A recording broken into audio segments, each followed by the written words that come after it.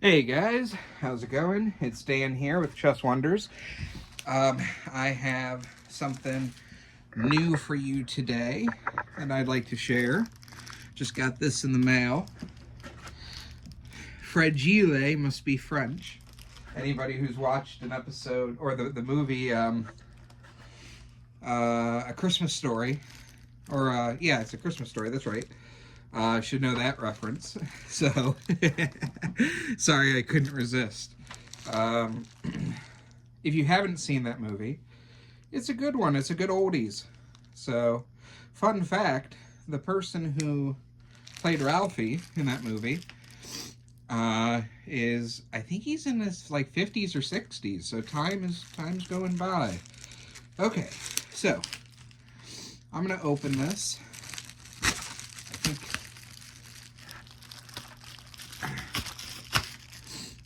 I think that'll be fine. Sorry guys, the packaging is always a bit odd for me because I don't want you to be subjected to my ugly mug. So it's easier to just kind of do part of that off the video where I'm sitting. So, okay, so almost there. This will be a quick video for you too. Although there is a little bit of history, I think, that goes with this item. So, cardboard box inside the repurposed Amazon Prime bag. I think that's great. You know, anything that will protect the, I guess you could call it an artifact. I've never seen one of these before. Some of you might have. I need to use the knife to do a little bit of cutting for the tape. Ooh, okay, that's done. First off, I got this from the seller. He's got his own stuff that he sells, including chess stuff, but also including other stuff as well. So I would check out his website, www.chessik.com. So that's cool. Definitely want to promote local sellers. And actually, very nice thank you for your order on it as well. So that's cool. Definitely high level of customer service.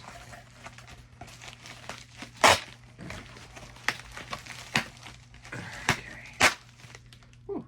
That was an ordeal, but you know what? Better safe than sorry. So now it's inside of a USPS package. Now, this, if anybody has an idea of the history of this, let me know. I would love to have any thoughts on it because it's a little bit of a mystery to me, but for the price that the seller was asking, I couldn't resist. So, it is a small, like, travel chess set. You know, as you can tell, like, it was not done in a setting that I would expect for, like, a high quality sort of piece. And that's part of what makes this history so interesting. So you can pull this out. Oh, let me just check the back. Okay. You can pull this out. So it's just this piece of metal. I don't know exactly what kind that is, but that's really cool. But then now I'm gonna have to tilt the camera down here because I don't want the pieces to fall everywhere, and that's probably what's going to happen. So it's almost like one of those like calendar things, right? Like during the holidays you get a calendar with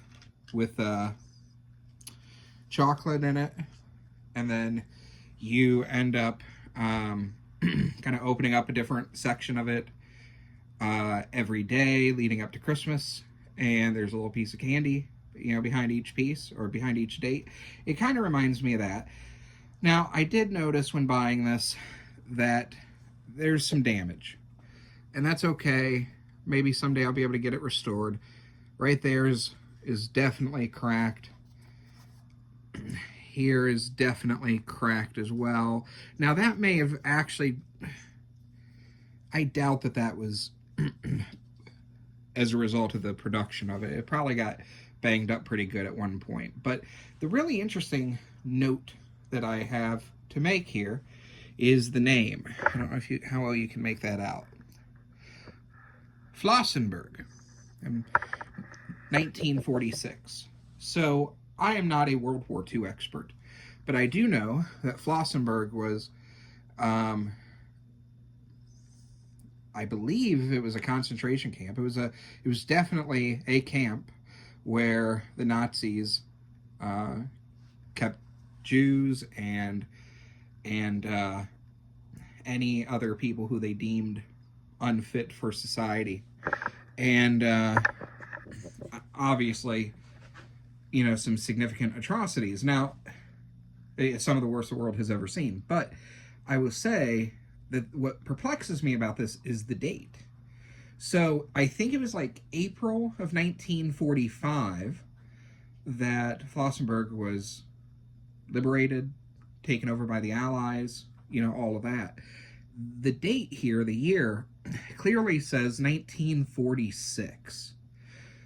Now, I speculated with the seller, and he's not sure either, but I speculated with the seller that, you know, is it possible that it was used as, you know, a prison for, you know, for Nazi soldiers, or for some other purpose, and maybe it was made through forced labor there. That's kind of my best guess. I don't know. But regardless, it has some interesting historical ties, and I couldn't say no to that. So my best guess, though, is some German who was, you know, imprisoned there, presumably temporarily, ended up probably making this. Maybe it was part of a production run. I certainly don't think they would have just made this on their own, but it was probably made as part of a production run. Now, had Flossenburg been liberated in late 1945, my actual like top guess would have been that this would have been for, you know, this may have actually been made during 1945 and prepared for sale for the next year. But given how early in 1945 these were produced, I struggle to you know, to imagine that that would be the case. So very cool. Got it for $95, shipping included,